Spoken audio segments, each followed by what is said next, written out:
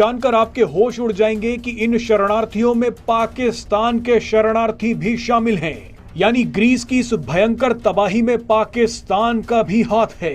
हम भारत को देखते हैं जहाँ के लोग जो हैं वो डिफरेंट कंपनीज में सीईओज लग रहे हैं, बार बार एग्जांपल्स दी जाती हैं, और दूसरी तरफ पाकिस्तानी हैं जो अमेरिका जैसी जगह पे जो है पकड़े जा रहे हैं दाइश और दूसरे लोगों को फंड देने में या मदद करने में। लेकिन इसका डॉक्टर साहब दूसरी नुकसान चीज नहीं होगा जब हम स्टेट ओन्ड गारंटीज जब होती हैं इस किस्म के एग्रीमेंट्स की, जब उससे एकदम से हम निकलेंगे तो बर्रे सगीर और आम आदमी की भूख और नंग, वेदर इट वाज अ मुस्लिम और अ हिंदू और एनीबडी एल्स। यूरोपीय देश ग्रीस के जंगलों में दर्जनों जगह आग लगी हुई है। ग्रीस में हर जगह तबाही का मंजर है।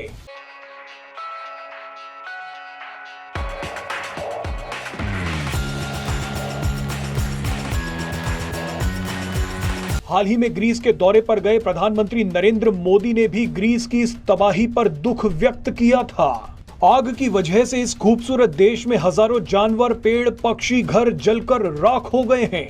30 से 40 लोगों की मौत हो गई है, जबकि हजारों लोगों को इलाका छोड़कर भागना पड़ गया है। कई लोगों का मानना है कि ग्रीस के जंगलों में आग क्लाइमेट चेंज की वजह से लगी है। लेकिन अब एक ऐसा खुलासा हुआ है जिसने पूरी दुनिया और खास तौर पर यूरोपीय देशों को डरा दिया है। दरअसल अब ये बताया जा रहा है कि ग्रीस के जंगलों में जो आग लगी है उसके पीछे इल्लीगल इमिग्रेंट्स यानी गैर कानूनी तरीके से आए शरणार्थी शामिल हैं। ये ग्रीस की पुलिस ने पाकिस्तान और सीरिया से आए शरणार्थियों को जंगलों में आग लगाने के लिए गिरफ्तार किया है। इन विकृत मानसिकता के लोगों ने एक देश को जलाकर राख कर दिया है। आप अंदाजा लगाइए कि इन पाकिस्तानियों ने कितने पेड़ जला दिए हैं, कितने बेजुबान जानवरों को मार दिया है। ग्रीस की सरकार का कहना है कि कुछ जगहों पर आग भले ही बिजली गिरने या मानवीय भूल से लगी हो, लेकिन कई इलाकों में आग जानबूझकर लगाई गई है। तो आज मैं क्या बताऊं, उसने तो हमारी कमर में जो छुरा घोंपा, आप सोच नहीं सकते। अमेरिका जैसे कंट्री के अंदर मैं समझता हूं, और फिर डॉक्टर और फिर पता नहीं क्या क्या है, और जो उसके ऊपर इल्जामात है आप देखें, हैरान हो। उसका स्टेटमेंट यहां पे बताएगी, वो कहता है मैं मारना चाहता हूं लोगों को और खुद भी मरना चाहता हूं बार बार। ये उसकी स्टेटमेंट डॉक्टर साहब। बस फिर आपका पासपोर्ट नीचे से चौथे नंबर पर ऐसे एक दिन में तो नहीं पहुंच गया ना। ये ऐसे भाइयों की मेहरबानियां हैं जो इस तरह के डॉक्टर साहब सर अमेरिका में कितना खतरा है सर, ये इस किस्म के और भी कई लोग होंगे, ये तो एक बहुत ज्यादा। भाई देखिए यहाँ पे अफगान भाई जो है उनको अभी त्यारे भर भर के यहाँ पे लाए हैं। सीरिया से हमारे भाइयों को भर भर यहाँ पे लाए। किसी का कोई वेटिंग प्रोसेस नहीं किया गया कि ये जो हम ला रहे हैं लोग, इनकी सोचें क्या है। यही तो बात डोनाल्ड ट्रंप साहब करते थे, और उनके ऊपर इन्होंने इल्जाम लगा दिया था ये एंटी मुसलमान है। बैन लिस्ट इन्होंने बना दी। यार को अपनी सेफ्टी के लिए वो अगर कोई बंदा को बात करे तो आप कह देते एंटी इस्लाम है। आज फ्रांस के अंदर उन्होंने बैन कर दिया आपका जो है बुर्का, तो पहले ही बैन था, अब तो पता नहीं क्या उन्होंने हिजाब भी बैन कर दिया। उनके खिलाफ नहीं जाते हो बोलते हो। लेकिन क्या किया जाए, आप लंदन में शरिया इन्फोर्स करना चाहते हो, इंग्लैंड में, पाकिस्तान में नहीं कुछ करते हो। जो बना है इस्लाम के ऊपर है, जो इस्लाम का किला है, वहां पे भी शरिया लगाओ ना। वहां डरते हो। कहते हैं इस्लाम के, कहते इतना भी इस्लाम के नजदीक नहीं जाना, ये बड़ा खतरनाक रिलीजन है। बिल्कुल सर, उतना ही इस्तेमाल करते हैं, उतना ही कहते हैं जितना अफोर्ड कर सके। नहीं, अफोर्ड नहीं, उतना ही करते हैं जितनी जरूरत हो। उसकी वजह यह है ना, कारोबार कहते हैं उतना ही करना चाहिए जहां खतरे की घंटी हो, वहां से वापस आ जाते हैं। ये सिर्फ 4 शादियां करना, सियासत में जिहाद करा लेना, अफगानिस्तान में जिहाद करा के पैसा बना लेना, ये सिर्फ इसी तरह। लेकिन जब वो दूसरी बातें इस्लाम की उसकी साइड में, मुझे अक्सर कई दफा बात आई है, तो मैंने कहा यार कोई और भी इस्लामी चीजें कर लिया करो सवाए। मैंने कई अजीज यहाँ पे देखे हैं कि 30 दिन रोजा रखेंगे, ईद वाले दिन बैठ के ड्रिंकिंग शुरू कर देते। ये क्या रमजान है यार। अच्छा, रमजान मिडिल ईस्ट के अंदर क्या होता है कि रमजान में सारा दिन दुकान बंद करके वीसीआर देखते हैं, रात को बाजार खोल लेते हैं। बिल्कुल ऐसे ही। ये रमजान किस बात का यार।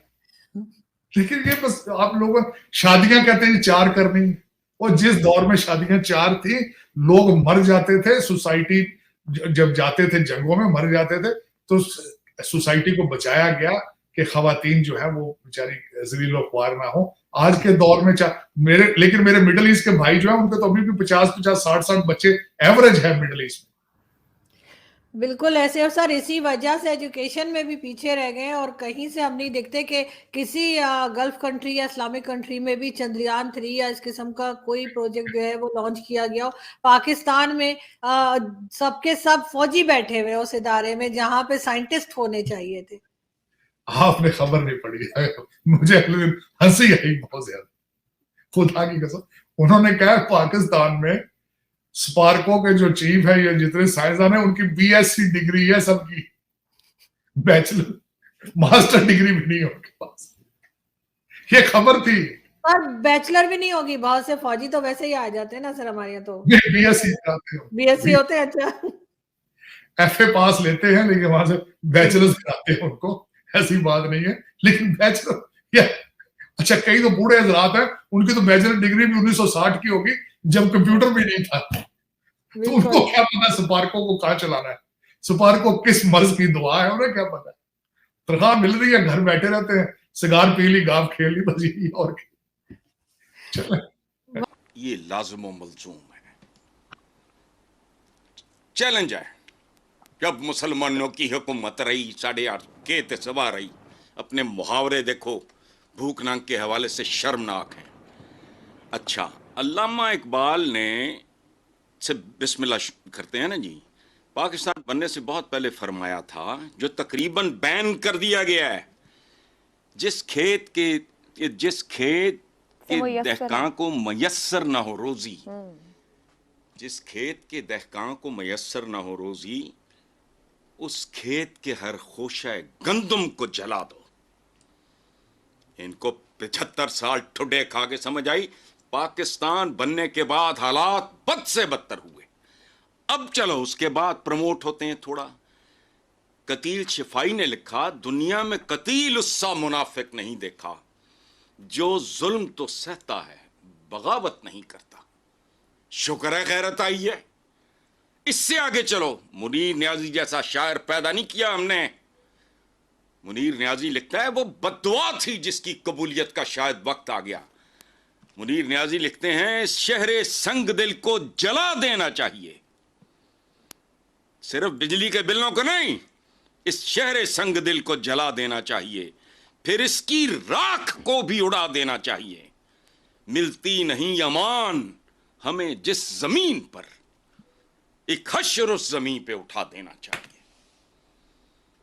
इस पे मैं 12 घंटे at a stretch non stop बात कर सकता हूं। जाओ कभी जाके सुंगो एवन फील्ड को, तुम्हें पाकिस्तान के गरीब आवाम के खून पसीने की बू आएगी। सरे महल फलाना है, पाकिस्तान इनके लिए बना था। आई एम सॉरी, मैंने बात कर ली थी। अब उसके फिर हमें शायद भारी जुर्माने भी अदा करने पड़ते हैं। जी, मैं उस पे आता हूं। उसका तरीका ये है कि इस वक्त जो कलीदी मसला खड़ा हुआ है ना, ये मैंने किसी भी प्रोग्राम में दिया नहीं है, पर चलें अब चूंकि मैं भी बहुत कंसर्न्ड हूं। 17 चाइनीज फंडेड प्रोजेक्ट्स हैं, 11,000 मेगावाट के, मेरे ख्याल है 15-16 अरब डॉलर इनको देने हैं। इनका बहुत बड़ा बोझ आपको दिखाई दे रहा है।